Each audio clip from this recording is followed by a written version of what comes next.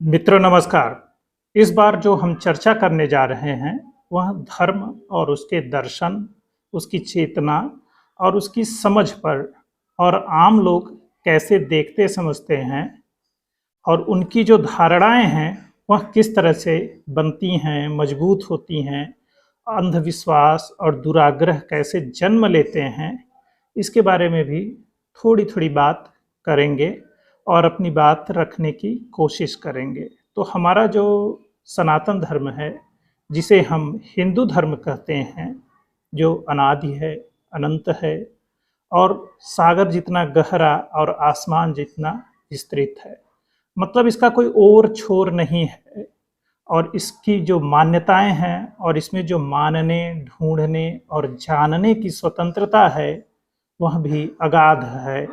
मतलब हर व्यक्ति अपने हिसाब से चीज़ों को गढ़ सकता है, रच सकता है और जैसा भक्त वैसा भगवान जैसी धारणा है कि हम अपनी अपनी चेतना और समझ के अनुसार ईश्वर को ढूंढ सकते हैं, उसको मूर्त रूप दे सकते हैं और जब समझ का स्तर थोड़ा सा ऊपर उठेगा और चेतना के उच्चतम बिंदु पर हम पहुंचेंगे, तब हम उस निराकार के आकार को भी समझ पाएंगे। तब निराकार, उसका भी आकार होगा। मतलब कोई आकार नहीं है जिसका, उसके बारे में भी हम चिंतन अगर कर रहे हैं तो वह भी एक आकार हुआ। मतलब ऐसा कुछ है जिसका कोई आकार नहीं है। तब जब हमारी वेदांत की धारणा सामने आ रही, वेदांत मतलब वेदों के अंतिम हिस्सा, और जब आदि गुरु शंकराचार्य उसका स्पष्ट प्रतिपादन कर रहे हैं और ज्ञान मार्ग के सबसे बड़े आचार्य हैं, और जो वेदांत दर्शन है उसकी सीमाओं को वह कहाँ तक ले जा रहे हैं, या यूँ कहिए कि हमें समझाने के लिए वह किन किन बातों को कैसे कह रहे हैं। जब कोई गुरु के पास जाता है और तत्त्वमसि की जो बात गुरु उसे समझाता है और अहम ब्रह्मास्मि के रूप में जब उसके अंदर यह बात प्रतिष्ठित हो जाती है, तब उसकी यात्रा पूरी होती है। तब उसे कहीं और जाना नहीं पड़ता है। और यह काम कैसे होता है? गुरु से होता है। तो आदि गुरु शंकराचार्य, उन्हें भी ज्ञान का घमंड हो जा रहा है और काशी जो महाशमशान के नाम से जानी जाती है, जिसे शिव ने बसाया है, और जब माता पार्वती उनसे कहती हैं कि उन्हें ऐसे नगर में ले चलिए जहाँ सुख दुख दोनों ही न हो, तो फिर शिव आखिर कहाँ ले जाते? तो वह ऐसी जगह सिर्फ शमशान की भूमि होती है जहाँ सुख दुख की अनुभूति नहीं रह जाती है। हम और आप जब शमशान घाट पर जाते हैं तो कुछ पल के लिए ही सही, जब किसी मुर्दे को जलते हुए देखते हैं तो इस तरह की सहज अनुभूति आ ही जाती है। तो फिर काशी महाशमशान बन जाती है, क्योंकि वह शिव की नगरी है। और वहीं पर शंकर का घमंड भी भोलेनाथ ही तोड़ते हैं, क्योंकि जब एक निषाद अछूत लाश को जलाने वाला सीढ़ियों से गुजर रहा होता है और शंकर कह उठते हैं कि अरे पापी, कहाँ चला आ रहा, तेरी परछाई से भी मैं अपतित अपवित्र हो जाऊंगा। तब वह कह उठता है, कैसे वेदांत के जानकार हो, तुम ही तो कहते फिरते हो कि सब में उसी का वास है, फिर मुझ में वह क्यों नहीं है? मैं वह ब्रह्म कैसे नहीं हूँ? तुरंत शंकर को अपनी गलती का एहसास होता है और वह उसके पैर पकड़ लेते हैं। साक्षात महादेव हाजिर हो जाते हैं और प्रकट हो उठते हैं। तो हमारे यहाँ कुछ इस तरह की कथाएं हैं, कहानियां हैं, जिसके माध्यम से हमें चीज़ें बताई जाती हैं। तो फिर हमारा हिंदू धर्म, जिसमें अनेकों पंथ और संप्रदाय हैं, जहाँ पर ढूंढने की ही सबसे बड़ी खोज का नाम धर्म है, जहाँ सवाल है, जवाब है, शास्त्रार्थ है। और हमारा जो सनातन धर्म है, इसमें ही शास्त्रार्थ की परंपरा है कि हम मंदिर में बैठकर जो देवता, जिस ईश्वर की मूर्ति मंदिर में स्थापित है, उसके विरुद्ध शास्त्रार्थ कर सकते हैं। यह छूट कहाँ पर है? यह हिंदू धर्म में है कि हम इसे मानते हैं, हम इसे नहीं मानते, हम इसे क्यों माने, ऐसे सवाल हम कर सकते हैं। और जो हमारा गुरु है वह इतना लायक है, इतना काबिल है, इतना सक्षम है कि वह हमें उसका जवाब देता है। मंदिर में कोई बुराई नहीं है, पूजा पाठ कर्मकांड में कोई बुराई नहीं है, और इनको न करने में भी कोई बुराई नहीं है।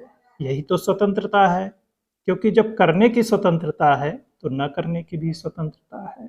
यही तो हिंदू धर्म है कि ऐसे मानते हैं तो भी हिंदू हैं, ऐसे नहीं मानते हैं तो भी हिंदू हैं। हमें स्वीकार करना है। एक ही घर में आस्तिक, नास्तिक, शैव, वैष्णव, शाक्त सभी हो सकते हैं, और सभी के विचारों को उतना ही महत्व दिया जाएगा। अब सोचिए हमारा धर्म कैसे कमजोर हुआ जब आक्रांता आए, मतलब इस्लामिक रूलर और क्रिश्चियन रूलर। तो इस्लाम के आगमन जैसे ही शुरू हुआ, हमारे धर्म के हमारे लोग जो योद्धा समुदाय से थे, सीमाओं पर लड़े और भारतवर्ष की सीमाओं से बाहर गए, समुद्र पार किया। अब ऐसे में धर्म ने क्या कहा था, शास्त्रों में क्या व्याख्या की गई थी कि अगर आप समुद्र पार करेंगे तो आपका धर्म नष्ट हो जाएगा, फला पर्वत, फला नदी पार करेंगे तो आप हिंदू नहीं रह जाएंगे। और वही हुआ, जब लौट कर वो वहाँ से आए तो हमारे ही समाज ने उन्हें अपने धर्म में नहीं स्वीकार किया और वो हिंदू नहीं रह गए। अब सोचिए, एक योद्धा समुदाय जो युद्ध लड़के आया है, विजयी होकर आया है, उसे आप अपने धर्म का नहीं मान रहे हैं क्योंकि उसने कोई नदी पार कर ली थी, कोई पहाड़ पार कर लिया था या समुद्र पार गया था। ऐसे में हम क्या अपने धर्म को कमजोर नहीं कर रहे थे? तो इस तरह के जो लोग थे स्थानीय स्तर पर या राज्य के स्तर पर, पुजारी समाज था या फिर समाज का ठेकेदार जो था, कथित ही था लेकिन उसकी भूमिका निर्णायक थे। उसने ऐसे लोगों को अपने धर्म में बने नहीं रहने दिया। और उन विधर्मियों को भी देखिए, उन्होंने अपने धर्म का त्याग नहीं किया, उन्होंने सूअर पालना शुरू कर दिया। और क्यों? जिससे इस्लाम को फॉलो करने वाले लोग उनके पास न जाएं, अपने आप को अछूत और दलित बना लिया। हमारे आसपास ऐसी बहुत सी जातियां हैं जो सूअर का पालन करती हैं। तो सूअर पालने के पीछे मूल उद्देश्य यही था कि धर्मांतरण से बचा जा सके, और वो जातियां बची नहीं। आप राम मंदिर मूवमेंट के बारे में सोचिए। इसमें जो हमारा गोरखनाथ पीठ है वो नाथपंथियों का पीठ है। तो जो गृहस्थ लोगों का जो आश्रम है, व्यवस्था है, उसमें जिस तरह की पूजा पद्धति है वह नाथ पंथ में नहीं पाई जाती है। लेकिन राम मंदिर की स्थापना के लिए और राम जन्मभूमि को आज़ाद स्वतंत्र कराने के लिए, राम लला को पुनः स्थापित करने के लिए नाथ पंथ ने एक बहुत बड़ी लड़ाई लड़ी है। और हमारे तमाम हिंदुओं ने 500 साल संघर्ष किया है, तब जाकर राम मंदिर मिला है। अब सोचिए, हम धर्म के नाम पर क्या मानते हैं, क्या जानते हैं और क्या करना चाहते हैं। और दूसरे भी तमाम तरह के इसी तरह पंथ और मत हैं। सोचिए, लिंगायत मत है।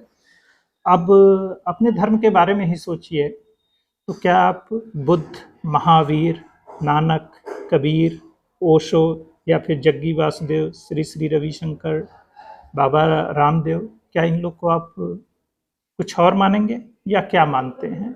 अगर आप कुछ और मानते हैं तो क्या अपने धर्म को आप कमज़ोर नहीं कर रहे हैं? तो यह कमज़ोर कैसे नहीं हो, वह कैसे स्वीकार्य हो? आप अच्छा बताइए। हमारे यहाँ एक निर्गुण परंपरा भी है, इसमें कबीर, रैदास और बहुत सारे संत शामिल हैं, जहाँ पर वो किसी तरह के कर्मकांड और पूजा पाठ को नहीं मानते हैं, क्योंकि उनका सीधे सीधे मानना है कि मनुष्य का शरीर ही सबसे बड़ा मंदिर है, और जो सन्यासी बन जाता है उसे किसी तरह के कर्मकांड की आवश्यकता नहीं होती है। अब हिंदू धर्म में आप यहाँ, जब हमारे यहाँ प्रयागराज में कुंभ मेला लगता है या फिर माघ मेला लगता है, तो यहाँ सन्यास जब लोग ग्रहण करते हैं तो किसी अखाड़े में प्रवेश करना होता है। तो उसकी प्रक्रिया क्या है? जैसे ही आप सन्यास ग्रहण करते हैं, आपको अपना पिंडदान करना पड़ता है।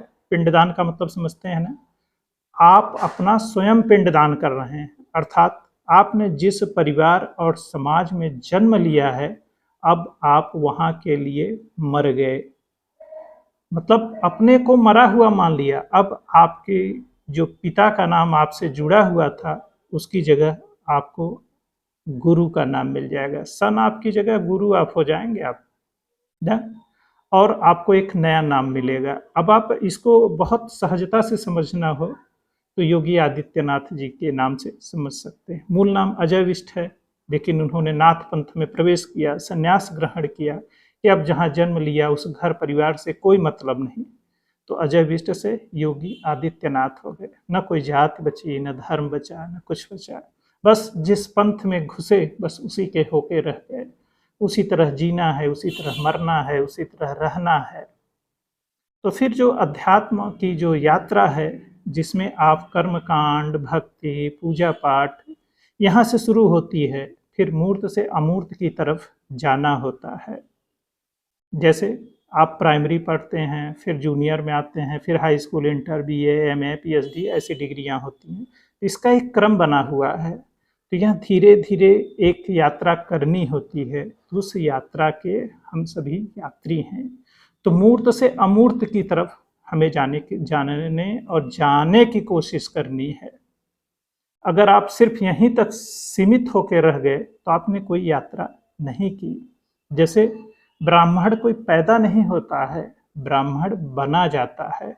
हमारे यहाँ शास्त्रों में ही कहा गया है, जिसका अर्थ यह होता है कि हर व्यक्ति जन्म से शूद्र होता है और प्रत्येक शूद्र का उद्देश्य ब्राह्मण बनना है।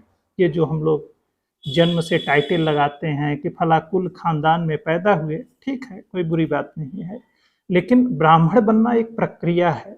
संस्कार से ब्राह्मण बनते हैं और वह आप अपने पुरुषार्थ से हासिल करते हैं, जिसमें ज्ञानवान होने की एक यात्रा है और आपको खोज करते रहना है और ब्राह्मण बनना है। तो हमारा जो धर्म है, हिंदू धर्म, बहुत व्यापक है, बहुत सारे रीति रिवाज हैं। अगर आप किसी एक विधि और मान्यता को ही अगर हिंदू होना मानते हैं तो आप बहुत बड़ी गलतफहमी में जी रहे हैं। हर व्यक्ति अपने लिए खोजेगा और अपने लिए गढ़ेगा, बस उसमें वो सामर्थ्य होनी चाहिए। अच्छा बताइए, सन्यासी, योग, समाधि, ध्यान, ये सब जो शब्द हैं कहाँ से आए हैं, किसके लिए आए हैं, किसने गढ़ा है? तो ये शब्द हमारे मूलतः सनातन धर्म के हैं, सन्यासियों के हैं, ऋषियों के हैं, महात्माओं के हैं, बड़े बड़े गुरुओं के हैं, जिन्होंने कुछ खोजा और पाया। तो सोचिए, क्या हम उसका सम्मान कर रहे हैं? और नहीं कर रहे हैं तो क्यों नहीं कर रहे हैं? किस बात का हमारे अंदर अहंकार है और नासमझी है? अब बताइए, अगर हम थोड़ी बहुत कोई चीज़ समझ रहे हैं तो अच्छी बात है, पर सामने वाला कितना समझता है, उसमें कितनी गहराई है, वह कितना पहुंचा हुआ है, इसका अंदाजा तो आप नहीं लगा सकते ना। तो वो जहाँ तक पहुंचा है, जहाँ तक पहुंचना चाहता है, उसको पहुंचने दीजिए, उसमें आप बाधा मत बनिए। बस उसके साथ खड़े हो सकते हैं तो जरूर खड़े होइए। उसकी जो व्यक्तिगत जीवन में आपके साथ जुड़ी अच्छाई बुराई थी, बस वहीं तक सीमित रखिए तो भी ठीक होगा। अब होता क्या है कि हमारे समाज में, परिवार में, गांव में कुछ लोग ठेकेदार बनने लग जाते हैं, जबकि समस्या यह है उनकी खुद की समझ बहुत ही सतही और सामान्य है। इसमें उनकी कोई गलती भी नहीं है, होता है। सब लोग सन्यासी नहीं बन सकते हैं। अच्छा बताइए, आपने अपने जीवन में सन्यासी को देखा है या मिले हैं? क्या आप सन्यासी को पहचान सकते हैं? तो शायद बहुत कठिन काम होगा। किसी ने बड़ी सी दाढ़ी बढ़ा ली है, तिलक लगा लिया है, बड़ी सी शिखा रख ली है, किसी खास रंग का कपड़ा पहनता है, कुछ शब्द को लगातार दोहराता रहता है, तो क्या वह सन्यासी है? या वह किसी खास तरह का व्यवसाय करने का माध्यम है, जिसमें एक खास तरह का गेटअप चाहिए होता है? सन्यासी क्या जीन्स और टी शर्ट में नहीं हो सकता है? ये मोबाइल पे काम करने वाला क्या सन्यासी नहीं हो सकता है? हो सकता है। जिसको अंग्रेजी और दूसरी भाषाओं की बहुत अच्छी समझ हो, वह भी हो सकता है। क्योंकि यह एक आध्यात्मिक यात्रा है, मन की यात्रा है, चेतना की यात्रा है, जिसमें किसी खास कपड़े और गेटअप से कुछ लेना देना नहीं है। और जैसे ही सन्यासी कोई बन जाता है, वह बहुत सारी सांसारिक चीज़ों से ऊपर उठ जाता है और जैसे हम आप चीज़ें कर रहे हैं, उसको फिर वैसे करने की कोई आवश्यकता नहीं रह जाती है, क्योंकि वह हमसे आपसे कहीं आगे जा चुका है। उसको अब इन कर्मकांडों और व्यवहारों और दिखावा की कोई आवश्यकता ही नहीं रह गई है, क्योंकि उसको जो पाना था वह अपने जीवन में उसने पा लिया है। सन्यासी होगा तो पवित्र होगा, स्वच्छ होगा, वह चोरी दलाली से मुक्त होगा, भ्रष्टाचार से मुक्त होगा, उसे किसी से कुछ नहीं चाहिए। तो सोचिए, आपके बीच क्या कोई ऐसा सन्यासी है जो निंदा से मुक्त है, जो अपराधी प्रवृत्ति का नहीं है, सब कुछ खुद ही नहीं हड़प लेना चाहता है, वह देता है। उसके पास जब कोई जाता है तो निराश नहीं लौटता, उसके पास जो भी है आपको देगा, तो देने का नाम सन्यास है। तो ऐसे लोग अगर समाज में हैं और वो सन्यासी हैं और आप पहचान सकते हैं किसी सन्यासी को, तो यकीन मानिए आप भी सन्यास की तरफ प्रस्थान कर चुके हैं। और सन्यासी को पहचानने की शक्ति सिर्फ सन्यासी में ही हो सकती है, ये भी जान लीजिए। और आप पहचान नहीं पाएंगे, हम पहचान नहीं पाएंगे, क्योंकि यह आसान काम नहीं है। तो जीवन का उद्देश्य, जब आप आध्यात्मिक यात्रा करेंगे और चेतना के स्तर पर ऊपर उठेंगे, तो निश्चित रूप से सन्यासी की तरफ बढ़ेंगे और सन्यासी आपको अच्छे लगने लगेंगे और धीरे धीरे उनको पहचानने भी लगेंगे। तो करना क्या है? कुछ नहीं, स्वीकार करना है, सहज होना है। और जो हमारे नवयुवक हैं उनको तो खास तौर पे सवाल करना है, पूछना है, ऐसा क्यों, वैसा क्यों। बैठिए, बात करते हैं, सवाल पूछते हैं, जवाब देते बनता है तो देते हैं, नहीं तो किसी और से पूछते हैं, जवाब ढूंढते हैं। इसी का नाम हिंदू धर्म है, इसी का नाम सनातन है। ढेर सारे प्रश्न और उनके उत्तरों की खोज और प्रश्नोत्तर ही हमारे शास्त्रों का रूप है। भगवद गीता पढ़िए या कोई और ग्रंथ पढ़िए, कोई एक बात कहता है तो उसके जवाब में फिर कोई दूसरी बात कही जाती है। तो संवाद ही हमारे धर्म का मूल आधार है। तो आइए उसी आधार को और मजबूत करते हैं, और जो धर्म को हमारे नुकसान पहुंचाने वाले लोग हैं उनसे सावधान रहते हैं, क्योंकि धर्म को हमारे जो खतरा है वो बाहर से नहीं है, वह अंदर से है।